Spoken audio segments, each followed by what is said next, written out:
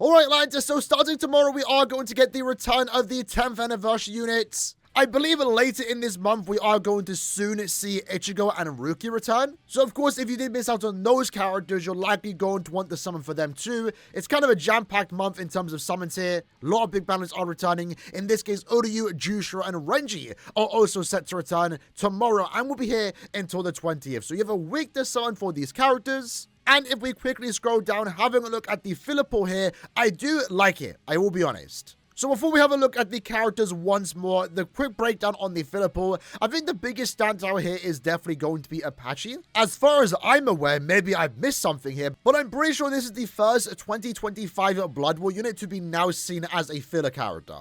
Which is kind of crazy because this character came out in like March. I'm surprised we haven't seen Esnot's banner and also the Parasol, Shinji, Momo, Ruruka, for example, return as fillers. But I guess that does show that they can now become fillers. They should have been fillers a time ago, to be fair. But with Apache being here too, this also does mean that Mila Rose and also Sansan are soon to be featured as fillers, hopefully in better banners. Now, Ishin is also returning. He's quite a common-ish character. He's not like the rarest, but he's still a very fun unit, especially in the mid-breaker. And then we also do have Yuhabak, who, to be fair, is now coming up to 2 years old. He's not that crazy anymore, but having said that, despite his age, he very rarely gets put in banners, as fillers. Musk and Robert are still good, so you pretty much have like a decent banner here. The only like really mediocre character per se, I guess, is Misaki, but even then you can technically still use her in the range of Sparta Guild quest, especially if you of course do have access to Yachiru, who does carry Misaki through that quest. Now quickly going back up to the time of this particular banner,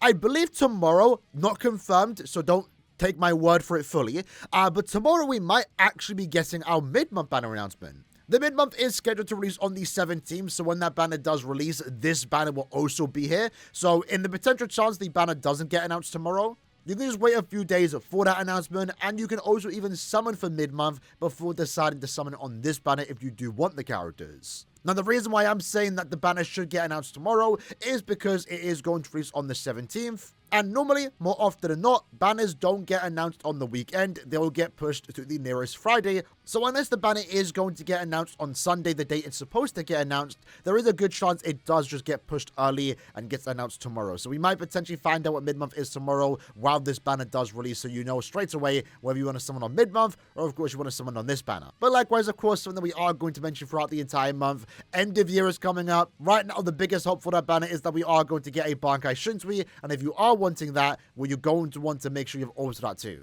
While technically end of year really can't be anything Blood War related, it's also going to be one of the biggest character moments from Core 3, 1000 Year Blood War, and I don't think there's a better option other than Bankai Shinsui. So right now, I think most of us are saving for him. But either way, let's quickly break down the characters. So first up, we have Jushiro. A character not really anyone expected for a second part of the anniversary, but a character that a lot of people welcomed.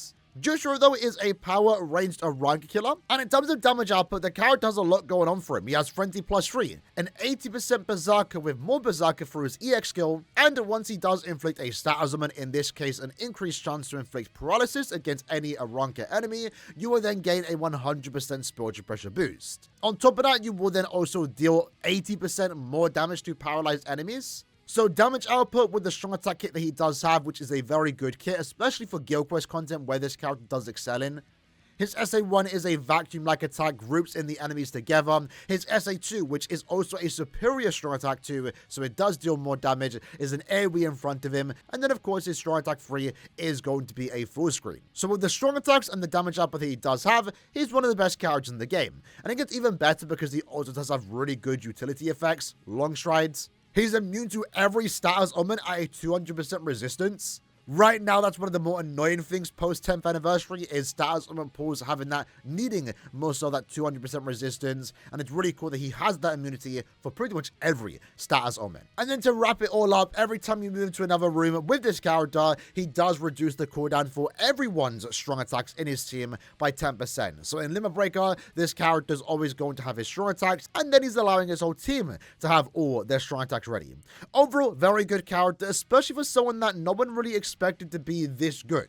Like I said, when this character got released and announced a few months back during the 10th anniversary, there was a lot of people excited for him. After all, this is by far his biggest moment in the series, and it is kind of cool that they respected it with a very powerful character released for the 10th anniversary. But in my opinion, the start of the banner is still going to be 1000-year Blood War Renji, this time using his Bankai, and this was a big moment for Renji. The original Bankai Renji, based off his Core 2 fight with Master Masculine, didn't really turn out that great as he was a Brave Battle character, so going into the release of Core 3 characters, many people wanted a really powerful Bankai Renji, and we got exactly that. So Renji is a ranged technique Quincy killer, so with that, ideally you do want to use this character against Quincy enemies, but of course his damage output isn't restricted to only going against Quincy enemies. So with that, the character does have Frenzy plus 3, a 60% strong attack damage increase, and upon inflicting stat ailments, you will then gain an 80% spiritual pressure boost. You'll then deal 80% more damage to last-rated enemies, plus an extra 40%, potentially upwards to 40% through the EX skill. And every time you have a Sniper in your team or in your co-op lobby, you will then gain 10% more strong attack damage. So of course, that in itself is very powerful, but it does get even better thanks to his EX move, which grants him a 100% spiritual pressure boost for 10 seconds. So if you do use this when you have the SP boost initially active, you're going to get around a 360% spiritual pressure boost on top of the fact that the character has insane damage output. Since he can inflict lacerate, it also means you can further increase his damage output, as the character can then pick up an additional 40% damage to lacerated enemies through bonus abilities. It's also, of course, worth mentioning as well that the character itself can inflict lacerate and also burn. So in content like Limit Breaker, regardless of the attribute of the enemies, this character only really cares about going against Quincy's, and with that, you're going to be constantly applying burn and also lacerate, dealing millions of damage at points in certain Limit Breaker quests. Renji has a lot going on for him, especially with the strong attack kit that he does have. It's a very smooth kit, really like that SA3, one of my favorite characters released this year, and the only thing he's really lacking is Long Stride, but you can give that to him through bonus abilities, or if you do have access to 1000-year Blood War Raijin Senki Yoruichi, using her as an EX skill, you can then offer the Long Stride for this character. And then lastly, we have Volstan Ditch Uryu, potentially the first of 2 characters in this game. But Uryu is going to be the Brave Battle character, and even though since this character has released, we have gotten a new Brave Battle character, that being Shad, Uryu is still the best Brave Battle unit in the game. Will he keep that title by the time the end of the year comes around? Only time will tell. But I wouldn't be surprised if the end of year character does bring a better Brave Battle character, Uryu is going to want to be used alongside them. So if you care about Brave Battles, Uryu is going to be very good here, and it's for many reasons. The character itself has a very high damage output with Flurry plus 3. He has a good bruiser value that can get further increased through the EX skill system. But when we have a look at his exclusive Brave Battle skills, the character has persistence. So when the character is defeated, he will remain invincible for 5 seconds. But he also does have Persistence Breaker, so any character with that skill, he will completely ignore that and then take them out. Under half stamina, he decreases the damage that he does take. He has a 10-second invincibility at the start of the quest, while also ignoring it himself. Basically, all the standard Brave Battle skills that you would expect from a Brave Battle character. But most importantly, what makes this character really stand out is the fact that he does block all boosts and debuffs in this game mode. That way, no one can debuff his stats, no one can boost their own stats, but with that, he also does have the opening stat boost where he increases his stats by 30%. So naturally, compared to any other character besides Chad for the most part, he is going to have a stat advantage, which is very important in Brave Battles, but most importantly, Uryu is a ranged character with long reach and a really fast and good normal attack string. So this character pretty much just stands still, takes out any enemy he's up against, and then instantly targets the next one. Brave Battles has had their fair share of overpowered characters, but I think Uryu really takes it to another level, and if you want to push high into Brave Battles, Uryu of course is going to be a great character to have. So of course, that's it for the main 3 returning characters. Quickly going over the fillers though. Apache is a ranged normal attack damage character wanting to be used in the ranged no affiliation guild quests. She does serve as the team's go-to booster, and with that she does have a good damage output. Not good enough compared to the character we have been getting post 10th anniversary, and she does lack that 200% resistance, but she's still a good character to have nonetheless, and a character that I personally do not own. Rubber is very similar, pretty much the exact same type of character, right? A ranged normal attack damage character wanting to be used in the ranged Aranka guild quest. In this case, in a way, can be paired with Jushiro, but Jushiro is normally good enough that he can solo the quest without Robert. inclusion. But if you do need that additional normal attack damage support, that is what Robert is there for. Mask D Masculine is pretty much the same type of character, this time a melee normal attack damage character, does provide a team boost, wants to be used in the Stammered Guild quest, and does work very well alongside 10th Anniversary Rukia. Masaki is a ranged Espada killer, doesn't really have the best strong attack kit. Personally, I'm not a big fan of it anymore. Her strong attack 1 is very inconsistent, and her strong attack 2 is really only decent in guild quest content, but even then it's not the best, and it's a reason why we haven't really seen that strong attack 2 return, I believe, since this character's release. Ishin, though, is still one of the best characters in the game in my opinion, especially when you are up against any content that features hard enemies, especially, like already mentioned, in Limit Breaker content. He's very similar to Renji in the sense that even though he does have a good damage output, not as high as Renji's for example, but he does make up for that with the constant burn and lacerate on any enemy that he is up against, especially if they are a heart enemy.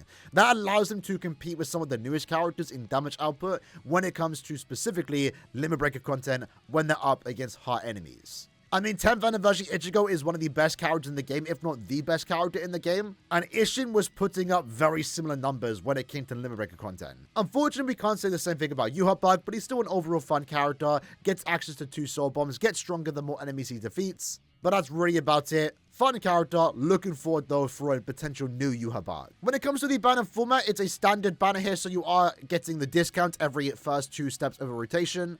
Every 5 steps guarantees you a featured unit, which of course is going to include one of these 9 characters here. Now, compared to when this banner first came out, there was 12 filler characters, and since this does have the other unfeatured pull rate-wise, it's the exact same 0.5% chance per character, but on the guaranteed steps, now you have a better chance compared to when you summoned on these characters, you know, during the 10th anniversary.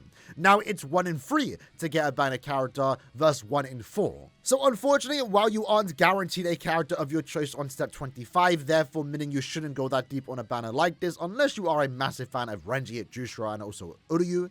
I honestly would recommend doing a few steps on this banner. Really depends on how much orbs you have currently right now, and again depending on what mid-month is going to be. I think the characters are still worth it. Uryu, Renji, and Jushiro are still some of the best characters in this game.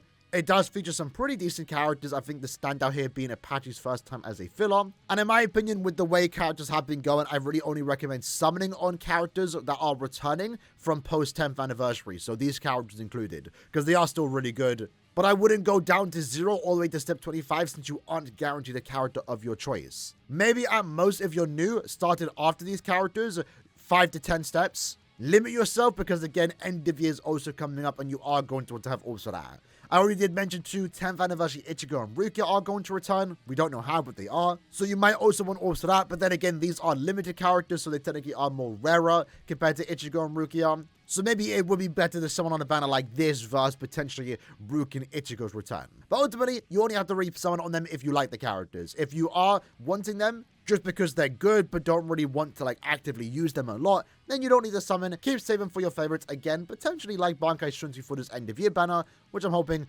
does come true. Either way, hope you guys enjoyed the video. Let me know if you are summoning on this banner. For me, I might do the discounts just because I do want to get duplicates of Renji, Jushiro, and also Uryu. And I wouldn't mind potentially getting duplicates of Yuha Bug and even picking up Apache if I can get lucky enough. But I won't be doing any more than the discounted steps because I do want to save again for end of year and potentially also see what mid-month is going to be. But either way, hope you guys enjoyed the video. See you guys next time. Take care and peace.